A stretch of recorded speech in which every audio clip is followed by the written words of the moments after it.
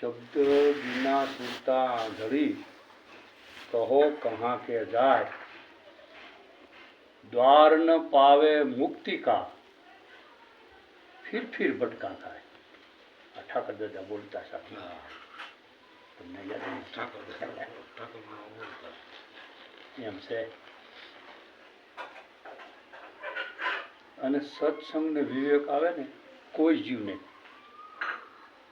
ગમે એવો જીવ હોય, અંગૂઠા સાપ હોય કે ભણેલો હોય, ત્યારે જે શબ્દો વાંચે કોઈ પણ શાસ્ત્રના અને મગજમાં ફીટ થઈ જાય, વિવેક હોય તો. ને વિવેક આવે ત્યારે જ આ બધું થાય. નહીંતર એક શબ્દનો મને ધ્યાન ઠાકર દાદાની તમને મેં કીધું હતું, દરરોજ જગાડવાનું એ એની દેણ છે. ખેતી કરતા એટલે ઊંઘ આવતી, ઊંઘી ન તાણી સોંટ કરી લઈ. એક શબ્દ બોલે, 40 વર્ષ હું તો હવે તો જાય. હા, એક જ શબ્દ એનો. અહીંયા આ બારણી કોનું તારે કે 40 વર્ષ હું તો હવે તો જાય, એક જ શબ્દ એનો. એટલે કે આ ઊંઘમાં નહીં, અજ્ઞાનમાં. હા,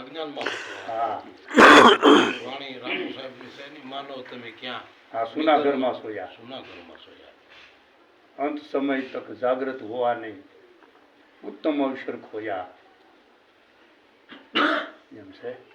પ્રકાશ દેખીને પતંગ ઉજેલી, આંખ પોટી અંધ હોવા. ચમત્કાર દેખીને માનવ સમક્યા, અંતે પસ્તાઈને રોયા.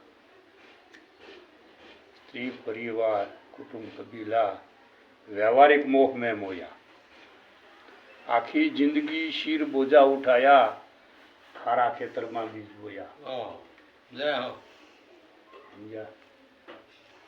દેવી દેવતા પીર ઓલજા, તાવીત કરી કરી જોયા. દુઃખ ને સુખ તો કર્મને આધીન છે, એસી ખબર ન લીયા. માનવ તમે સુના ઘરમાં છો. આ ભવો ચડાવે, દાખલા કરે ના કરે, પણ એ સત્સંગ ને વિવેક આવે ને, એ જીવને ખબર પડે કે આ કર્માધીન છે. અહીંયા કર્માધીન છે ન કરતો કે આથી સારું થઈ જાય, આથી આમ થાય. કર્મ કારણ બને છે. મન બુદ્ધિ વાણી ન પહોંચે, અનુમાન મેં ઘર કિયા. આ બધા શિદ્રો બધા જોઈએ ને, આ બધા આ જો એ અનુમાન છે, કોઈએ કર્યું નથી અને કોઈ દર્શન દીધા નથી. આપણી તમારી કે મારી 4 પેઢી સુધીની આપણને ખબર છે કે આ દાદા હતા ને આપણે જોયા હતા. આગળનું પછી એમ સ્થિતિ મૂકે. અનુમાન છે. મન બુદ્ધિ વાણી ન પહોંચે, अनुमान में घर किया. आदि से अंत तक साधना किया, अंतिम दर्शन न थया. मानो सुना घर में सोया. आखी जिंदगी साधना करे तो दर्शन न થાય. ભ્રમ જાય નહીં, એટલે થાય નહીં. આમ અસર ન થાય, ભ્રમ ભાંગ્યા આમાં અહેસાસ જ ન થાય ને.